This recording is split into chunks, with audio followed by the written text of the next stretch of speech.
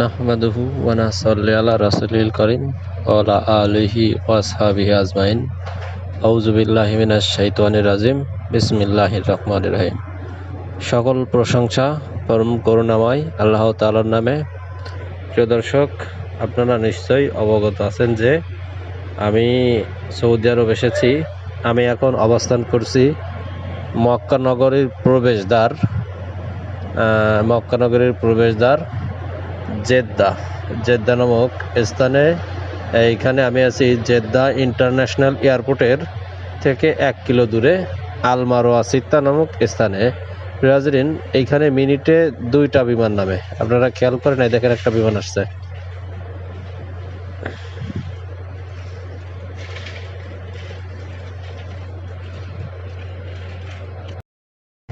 তো আপনারা দেখলেন তো যে বিমান গেল একটা। আর আমি এই যেখানে অবস্থান করছি, এইখানে আমাদের একটা পুরো যে বিল্ডিং ছিল সেই বিল্ডিং সরিয়ে ফেলায় এখানে আমাদের ক্রিকেট খেলার এখানে স্টেডিয়াম বানানো হয়েছে। এই যে পিছনে আমার কলিগরা, এরা সবাই ক্রিকেট খেলছে। দেখেন এখানে মাঝে মাঝে হেলিকপ্টার নামে, ঠিক আছে। এখন এইখানে সংরক্ষিত করা হয়েছে হেলিকপ্টার নামানোর জন্য। আর তাছাড়া সময় পেলে আমাদের কলিগরা যারা আমরা আছি এখানে, তারা এখানে ক্রিকেট খেলি, ফুটবল খেলি, বা অন্যান্য সময় অন্যান্য কিছু করা হয়। প্রিয় হাজিরিন, এখন জোহর নামাজ শেষ, তো তাই মাঠে অল্প কয়েকজন দেখা যাচ্ছে। যখন আসর নামাজ শেষ হবে তখন এখানে ইন্ডিয়ান, পাকিস্তানি, মিশরি সহ অনেকেই এইখানে ক্রিকেট খেলতে আসে। তো আমরা সবাই মিলেমিশে এখানে ক্রিকেট খেলি। আর এই যে দেখেন, এই জায়গাটার নাম হচ্ছে যে আল মারওয়া সিত্তা, জেদ্দা ইন্টারন্যাশনাল এয়ারপোর্ট থেকে মাত্র 1 কিলো দক্ষিণে জেদ্দা এয়ারপোর্টের পাশে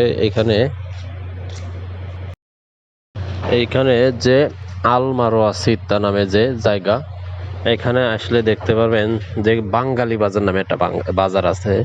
যে বাজারটা দখল আছে বাঙালিদের।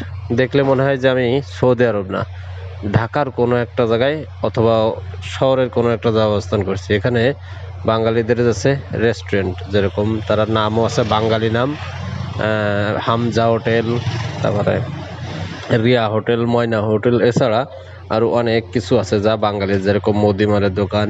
তাহলে বাঙালিরা এখানে নিজস্ব মাইক্রো, প্রাইভেট কার, যেগুলো মোটরসাইকেল, তারা নিজেরাই ক্রয় করে নিজেরা এখানে ভাড়ায় চালায়।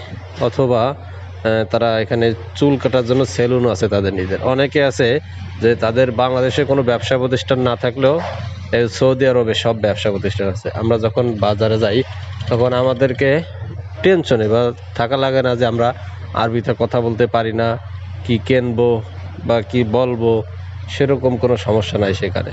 তারা সব বাংলায় কথা বলে। আমাদের বাংলাদেশি, কেউ কুমিল্লা, কেউ নারায়ণগঞ্জ, কেউ ঢাকা, কেউ খুলনার, সেখান থেকে এসে, ওই যে আরেকটা বিমান আসছে, সেখান থেকে সবাই এসে দেখবেন যে এইখানে এসে দোকান দিছে, কেউ ব্যবসা প্রতিষ্ঠান সব শুরু করেছে।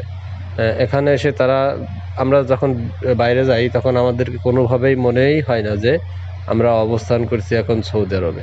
অথচ আমাদের জন্য এটা খুবই সুযোগ যে এই সৌদি আরবে এসে আমাদেরকে হেনস্থা শিকার হতে হয় না যে কি বলবো বা কি নাম বলবো, বা বাংলায় বলি, আরবিতে প্রথমে পারি না। তা এখন সেই দিক দিয়ে আমাদের এখানে কোনো সমস্যাই নাই।